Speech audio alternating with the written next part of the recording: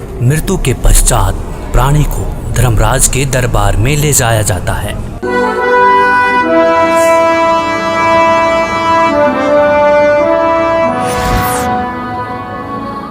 पृथ्वीलोक पर प्राणी जैसा भी कर्म करता है उसका विवरण हर रोज धर्मराज के बही में ऑटोमेटिकली फैक्स हो जाता है।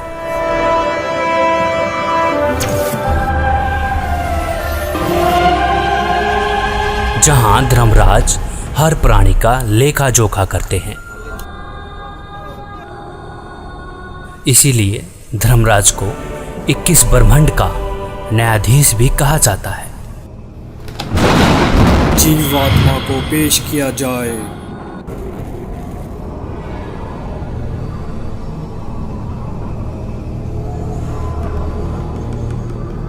इसने प्राय स्त्री के साथ दुष्कर्म और हत्या का पाप किया है, इसे नरक में डाला जाए।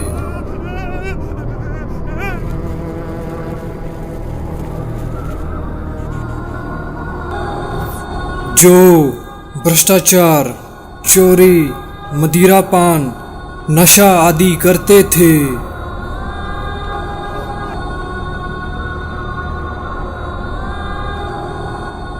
पर स्त्री के साथ दुष्कर्म,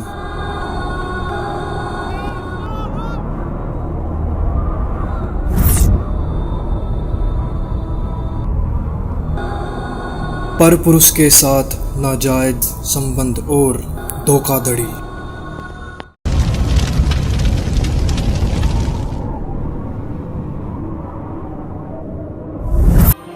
दो नंबर का काम करके कमजोर और असहाय लोगों का शोषण करना और मनुष्य के जीवन के साथ खिलवाड़ करना।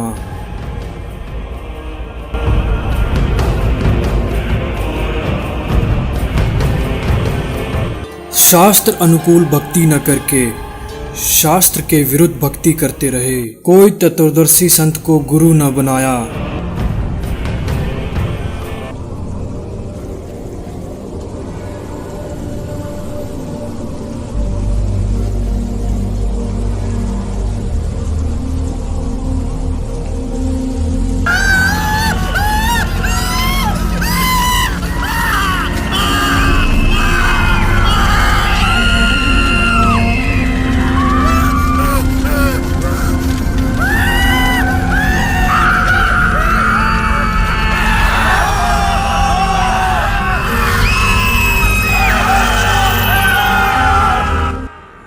परमात्मा ने कष्ट देखा और उसको आना पड़ेगा, शास्त्रों को खोलना पड़ेगा और इतिहास को फिर दोहराना पड़ेगा जो 600 साल पहले।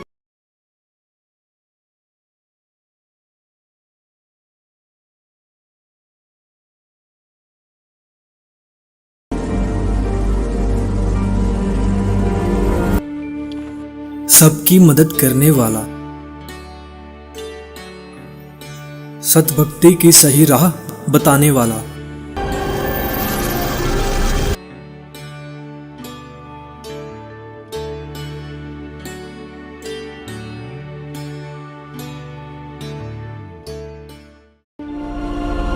बहुत सारी आत्माएं तत्व ज्ञान को जानकर सतलोक चली जाएंगी।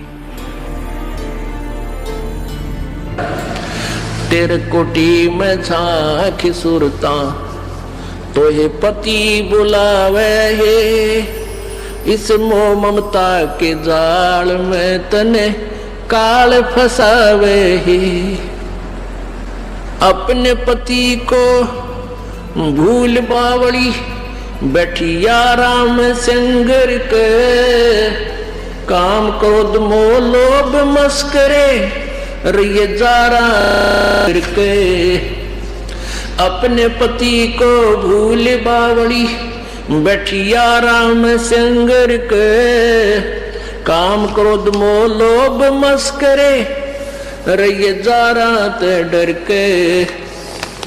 मात पिता संतान संपत्ति में तू तो उलझ गई घर के, मिलना चाहे पति अपने ते बांधे कफन सिर के। उस पूर्ण परमात्मा की भक्ति करने के पश्चात यह आत्मा उस जगह चली जाएगी जहाँ की हर वस्तु कभी खराब नहीं हो सकती और वहाँ पर हमेशा कभी बुढ़ापा कभी नहीं आता, हमेशा युवा शरीर रहता है।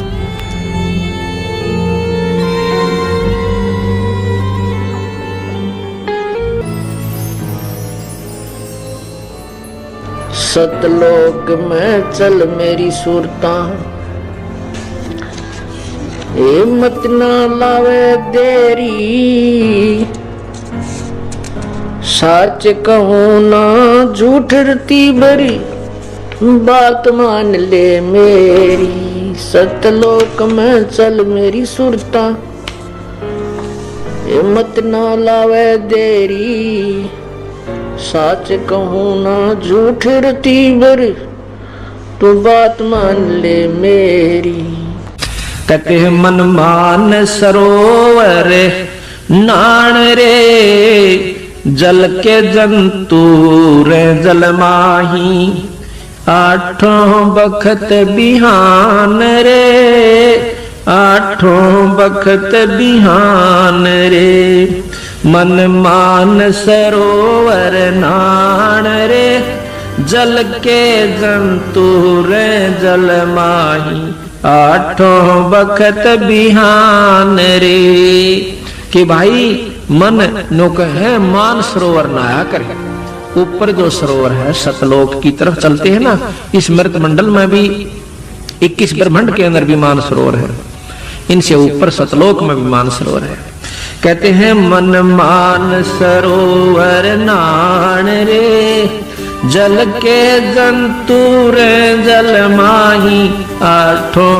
सतलोक जहाँ पे सत्य पुरुष साकार रूप में है, जो कि इस समय संत रामपाल जी महाराज के रूप में धरती पर अवतार लेके आ चुके हैं, जो कि हमें शास्त्रों के अनुसार भक्ति खोल के बता रहे हैं, शास्त्रों में उंगली रख के बता रहे हैं। जब ये शरीर छोड़कर जाता है तो परमात्मा के दरबार में जब इससे अकाउंट लिया जाता है तो ये क्या कहता है, भगवान मेरे को पता नहीं लगा,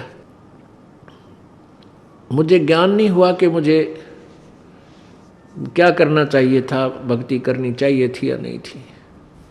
तो परमात्मा उलाहने में नहीं रहते, परमात्मा ये भी कसर नहीं छोड़ते। प्रत्येक गांव में, प्रत्येक नगर में, पूरी पृथ्वी पर कोई भी प्राणी ऐसा नहीं जो इस बात से अपरिचित हो भगवान की भक्ति करनी चाहिए, परमात्मा ने याद करो। यानी किसी ना किसी के मुख से उसने अवश्य कहा है भगवान की भक्ति करनी चाहिए, परमात्मा ने याद करवाई। कोई गलती करता है, पाप कर रहा है, भाई भगवान से डर, मालिक ने याद करे। यानी इस तरह की प्रेरणा प्रत्येक प्राणी तक मालिक ने पहुंचा रखी होती है। फिर दूसरा ये होता है, जैसे आप जी गए हुए हो, आप प्रत्येक भाई को, बहन को, मित्र को, सहेली को, कोई रिलेटिव है, संबंधी, उनसे अवश्य ये चर्चा करते हो कि भगवान की भक्ति करो और भक्ति का मार्ग ये है, वो भक्ति का साधना ठीक नहीं है। तो भले ही वो नहीं मान रहे हैं तो उनका दुर्भाग्य है। जब वो सच्चे दरबार में जाकर खड़े होंगे उनका कोई पुण्य उनके साथ होगा नहीं, क्योंकि भक्ति शास्त्र विरुद्ध है। गीता जी अध्याय नंबर 16 के श्लोक नंबर 23 में कहा कि अर्जुन, शास्त्र विधि को त्याग कर जो मनमाना आचरण करते हैं, मनमाने आचरण का अर्थ है जो अपनी मर्जी से लोक वेद के आधार पर, सुनी सुनाई कथाओं के आधार पर, ज्ञान के आधार से पूजाएं करते हैं, वो मनमाना आचरण कहलाता है, जो वेदों और गीता में वर्णित नहीं है। जो शास्त्र विधि को त्याग कर मनमाना आचरण करते हैं उनकी ना तो कोई सिद्धि होती है, ना उनकी गति होती है, ना कोई सुख होता है, यूजलेस। तो जो साधना आप कर रहे थे वो तो उनके पास साथ भक्ति धन हुआ नहीं और पापों की गठड़ी बंध गई पूरी। पाप बहुत इकट्ठे कर लिए, क्योंकि पाप तो दिन में बिना गिनती के होते हैं और पुण्य करने के लिए विशेष व्यवस्था करनी पड़ती है, गुरु बनाना पड़े। फिर जैसे गुरु जी बताओ वैसे साधना, पूर्ण गुरु, नकली गुरुओं से पूजा नहीं, ना उनकी कोई द्वारा बताएगी साधना से लाभ होने वाला। तो ऐसे पूरा गुरु मिले, फिर आप सच्ची लगन से, सच्चे तरीके से लगे, तब पुण्य बने। तो पुण्य तक कोई उनका बना नहीं, पाप की गठड़ी बंद गई। फिर वहां जा खड़ा हुआ धर्मराज के दरबार में। अब वहां ये एक बहाना बनाता है कि भगवान मुझे किसी ने बताया कोई नहीं, भक्ति कर ले।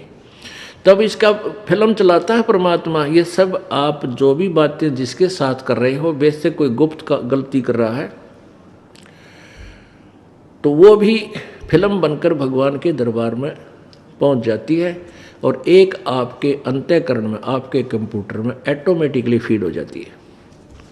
तो जब ये वहाँ खड़ा होकर ये झूठ बोलता है, बहाना बनाता है, तो परमात्मा इसके कंप्यूटर से जो वहाँ भगवान के दरबार में इसके नंबर का है ऑन कर देता है कि ले देख, ये भक्त तुझे क्या कह रहा है, ये बहन तुझे क्या कह रही है कि भक्ति कर ले, तू क्या कह रहा है, फिर देखेंगे किसने देखा है। ईब के भक्ति करने का टाइम से बुढ़ा होकर भक्ति करूँगा, और भक्ति तने करी नहीं, बकवाद करता रहा।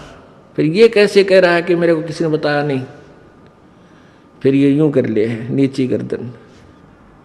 भगवान गलती बन गई बन गदा। अब गलती की सजा दूं मैं, मेरे पास और कोई विकल्प नहीं। जिसी तू करेगा वैसा फल दे दूंगा। तेरा पुण्य होता तो स्वर्ग भेज दूं, हो देवता बना दूं, पुण्य नहीं है तो बन गदा। फिर ये कहता माफ करो भगवान, माफ करो परमात्मा। फिर धर्मराज कहता है जब तुझे मनुष्य शरीर कभी प्राप्त हो तब तू भक्ति करना भाई, अब कुछ नहीं बना, जाइए। तो जब ये माँ के गर्भ में वहाँ से जब ये मानव शरीर प्राप्त करके चलता है, वहाँ के जो देव पुरुष हैं वो भी कहते हैं इस आत्मा को कि भाई तेरा दाव लग गया, और ये मनुष्य शरीर बार बार नहीं मिलता, पूरे संत की तलाश करिए। देवता भी पछता रहे हैं कि हमने तो गलती कर दी, हमें भी संत पूरा नहीं मिला, हमारी भी जन्म मृत्यु होगी, और कभी मनुष्य शरीर मिलेगा तो पूरे संत ने ढूंढांगे भाई। इन अधूरे संतों के आधार पर हमने भक्ति कर ली, हम पार नहीं हो पाए, हम फिर जन्म मृत्यु में। तो आने वाले मानव शरीर प्राप्त करने वाले को प्रत्येक ने एक सलाह देते हैं कि तेरा दाव लग गया भाई, भक्ति करिए, बकवाद मत करना। तो वहाँ तो ये बिल्कुल पक्का होका हुआ है, माँ के गर्भ तक इसको याद रहता है। बाहर आते ही फिर ये 3 गुणों के प्रभाव से ये भूल जाता है।